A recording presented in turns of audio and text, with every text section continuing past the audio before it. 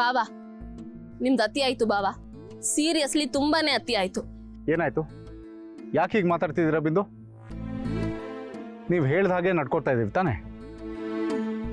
ಅದನ್ನ ನೋಡಿ ಆದ್ಯ ಅಮ್ಮಯ್ಯ ಕೂಡ ಖುಷಿಯಾಗಿದ್ದಾರೆ ತಾನೆ?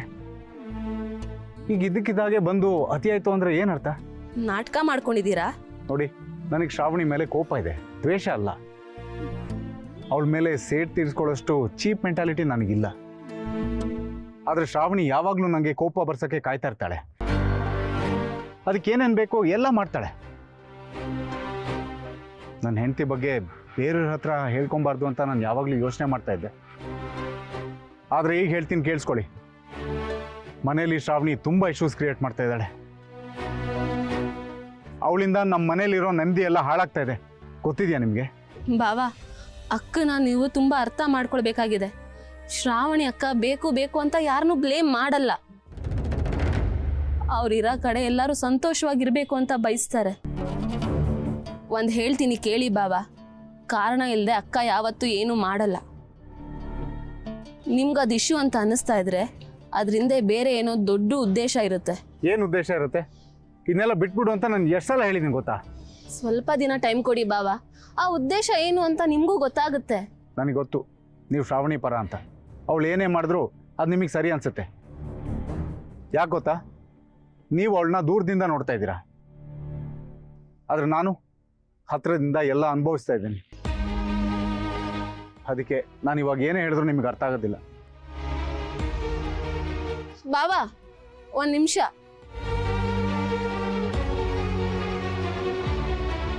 ಆಯಿತು, ನೀವು ಹೇಳಿದ್ನ ನಾನು ನಂಬ್ತೀನಿ. ಅವ್ರದ್ದೇ ತಪ್ಪು, ಅವರೇ ಸಮಸ್ಯೆ ಮಾಡ್ತಾ ಇದ್ದಾರೆ.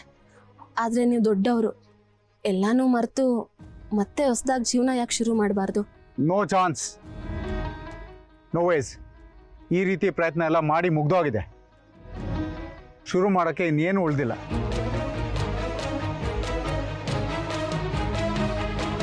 ನಿಮ್ಮ ಕೈ ಮುಗಿದು ಕೇಳ್ಕೊಳ್ತೀನಿ ಬಾವಾ,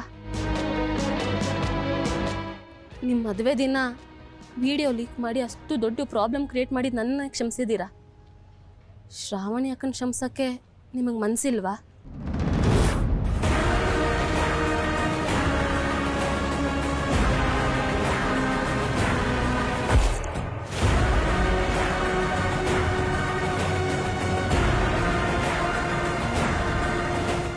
ಅಭಿ ವಿಡಿಯೋ ಲೀಕ್ ಮಾಡಿದ್ದು ಬಿಂದುನಾ?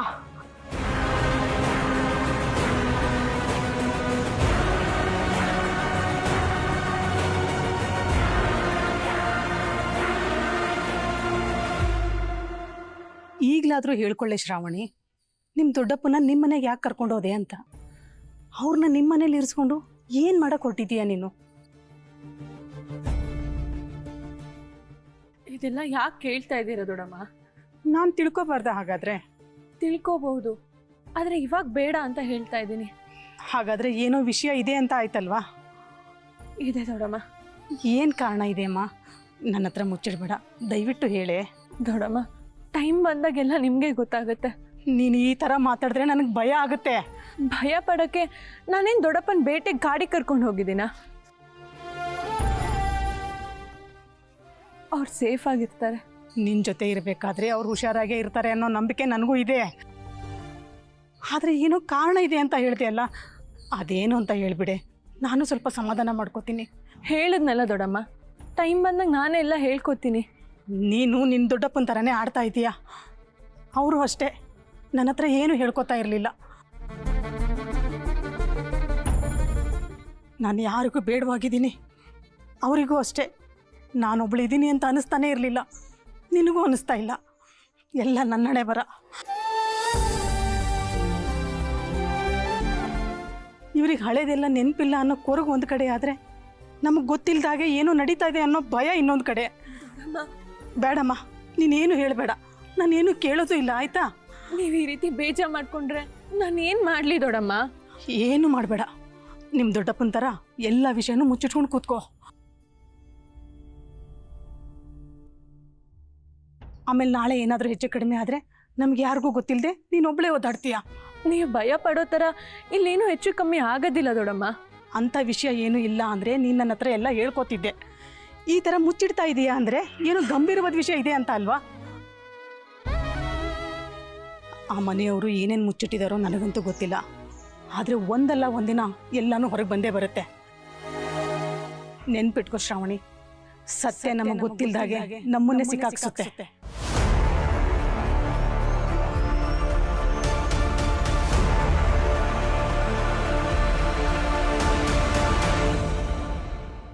ಹೇಳಿ ಬಾವ, ನಾನ್ ಮಾಡಿರೋ ತಪ್ಪಿಗಿಂತ ಶ್ರಾವಣಿ ಅಕ್ಕ ಮಾಡಿರೋ ತಪ್ಪು ತುಂಬಾ ದೊಡ್ಡದಾ? ಇವತ್ತು ಶ್ರಾವಣಿ ಅಕ್ಕ ಇಶ್ಯೂ ಮಾಡ್ತಾ ಇದ್ದಾರೆ ಅಂತ ಬೇಜಾರು ಮಾಡ್ಕೊಂಡಿದ್ದೀರಲ್ಲ, ಅವತ್ತು ಮದುವೆ ಮಂಟಪದಲ್ಲಿ ನಿಮ್ಗೆಷ್ಟು ಅವಮಾನ ಆಯ್ತು ಅಂತ ಸ್ವಲ್ಪ ನೆನ್ಸ್ಕೊಳ್ಳಿ. ನಿಮ್ಮ ಮಾನ, ಮರ್ಯಾದೆ, ಘನತೆ, ಗೌರವ ಎಲ್ಲ ಬೀದಿಗೆ ಬಂದು ನಿಂತಿತ್ತು. ನಿಮ್ಮ ಜೊತೆ ಮಾತಾಡೋಕ್ಕೂ ಎದುರುತ್ತಾ ಇದ್ದವರೆಲ್ಲ ನಿಮ್ಮ ಕ್ಯಾರೆಕ್ಟರ್ ಬಗ್ಗೆನೇ ಚೀಪಾಗಿ ಮಾತಾಡೋಕ್ಕೆ ಶುರು ಮಾಡಿದ್ರು. ಎಲ್ಲಾನು ಸಹಿಸ್ಕೊಂಡು ನಿಲ್ಲೋ ಪರಿಸ್ಥಿತಿ ಬಂದಿತ್ತು ನಿಮಗೆ. ಅದಕ್ಕೆಲ್ಲ ಕಾರಣ ಯಾರು? ನಾನು.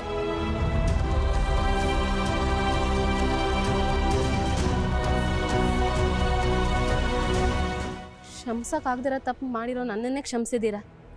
ಇನ್ನು ಶ್ರಾವಣಿ ಅಕ್ಕ ನನಗಿಂತ ದೊಡ್ಡ ತಪ್ಪು ಮಾಡಿದಾರಾ?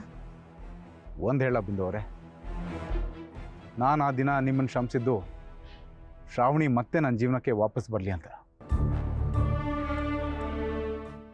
ಈ ಫೋನ್ ನಂದೆ. ನಿಮ್ಮ ಮದುವೆ ದಿನ ಇದರಿಂದ ಅಲ್ವಾ ವಿಡಿಯೋ ಲೀಕ್ ಮಾಡಿದ್ದು? ಆ ವಿಡಿಯೋ ಲೀಕ್ ಮಾಡಿದ್ದು ನಾನೇ.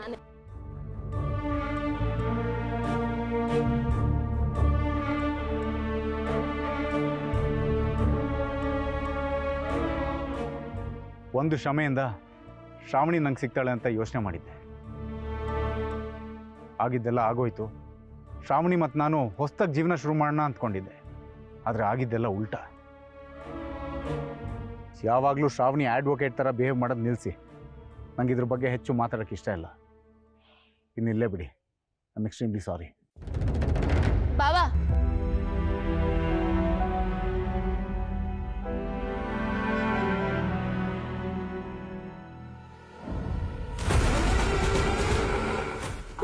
ಬಿಂದು ಬೇಡಮ್ಮ, ಸುಮ್ಮನಿರು.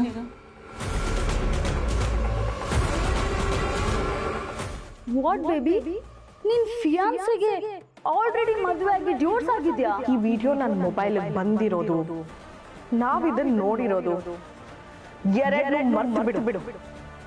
ನಿಲ್ಸೆ! ಈ ಮೋಸ್ಕಾರ ನಮ್ಮ ನಿಶಿನ್ ಮದುವೆ ಆಗೋದಕ್ಕೆ ನಾನು ಬಿಡಲ್ಲಪ್ಪ. ಮದುವೆ ಕ್ಯಾನ್ಸಲ್ ಆಯ್ತು ಅಂತ ಎಂಜಾಯ್ ಮಾಡ್ತಾ ಇದ್ಯಾ?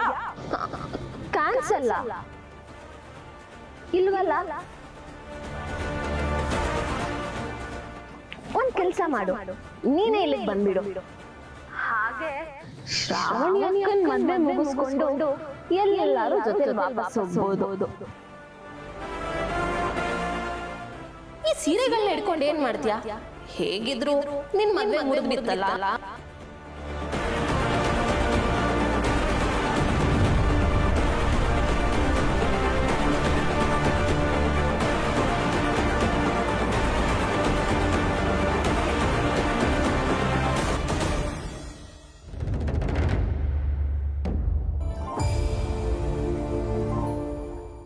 ಅಲ್ಲ, ಆ ವಿಕ್ಕಿ ಯಾಕೆ ಹಾಗಾಡ್ತಿದ್ದಾನೆ? ಕೊಲ್ಲೆ ಕೊಲ್ಲೆ ಅಂತ ಡ್ಯಾನ್ಸ್ ಮಾಡ್ಕೊಂಡು. ಆ ಡ್ಯಾನ್ಸಿಗೂ ಆ ಸಾಂಗಿಗೂ ಒಂದಕ್ಕೊಂದು ಸಿಂಕೇ ಇಲ್ಲ. ನೋಡ್ತಾ ಇದ್ರೆ ಕಣ್ಣುಗಳೇ ಬಿದೋಗುತ್ತೆ. ಅದ್ ಸರಿ, ಅಂಥದ್ದು ಅವನಿಗೆ ಏನು ಹೇಳ್ದೆ? ನಿಂಗೇನಾದ್ರೂ ಅನ್ಸುತ್ತಾ ನಾನೇನಾದ್ರೂ ಮಾಡಿದೆ ಅಂತ? ಅಲ್ಲ, ಅವ್ನು ಯಾವಾಗ್ಲೂ ಆದ್ಯ ಆದ್ಯ ಅಂತ ಜಪ ಮಾಡ್ತಿರ್ತಾನಲ್ವಾ, ಅದಕ್ಕೆ ಕೇಳ್ದೆ. ನಿಶಿನ ಕರೆಯೋಣ ಅಂತ ಹೋಗಿದ್ದೆ ಕಣೆ, ಅಷ್ಟೇ. ಅವ್ರಿಬ್ರು ಮಾತಾಡ್ತಿದ್ದ ನೋಡಿ ನನಗ್ ಜಲಸ್ ಫೀಲ್ ಆಯ್ತಾ ಅಂತ ಕೇಳ್ತಾರೆ. ಯಪ್ಪ, ಭಗ್ನ ಪ್ರೇಮಿ ಅಂತ ಕೇಳಿದ್ದೆ, ಆದ್ರೆ ಕಣ್ಣಾರೆ ನೋಡ್ತಾ ಇದ್ದೀನಿ. ಮುಂಚೆ ಸೈಕೋ ಆಗಿದ್ದ, ಈಗ ಹುಚ್ಚಾನೇ ಆಗ್ಬಿಟ್ಟಿದಾನೆ. ಅವ್ನ್ ತಲೆ ಸರಿ ಮಾಡೋರು ಯಾರು ಇಲ್ವಾ ಆ ಮನೇಲಿ? ಆ ಮನೇಲಿ ಅವನ ಬಗ್ಗೆ ತಲೆ ಕೆಡ್ಸ್ಕೊಳ್ಳೋರು ಯಾರು ಇಲ್ಲ. ಅವ್ರವ್ರ ಲೋಕದಲ್ಲೇ ಕಳ್ದೋಗಿದ್ದಾರೆ. ಇನ್ನು ವಿಕ್ಕಿ ಬಗ್ಗೆ ತಲೆ ಕೆಡ್ಸ್ಕೋತಾರ? ಆ ವಿಕ್ಕಿ ಲೆಕ್ಕಕ್ಕುಂಟು ಆಟಕ್ಕಿಲ್ಲ. ಹೀಗೆ ಆದ್ರೆ ಹುಚ್ಚಾಸ್ಪತ್ರೆಗೆ ಸೇರ್ಸ್ಬೇಕಾಗತ್ತಷ್ಟೆ.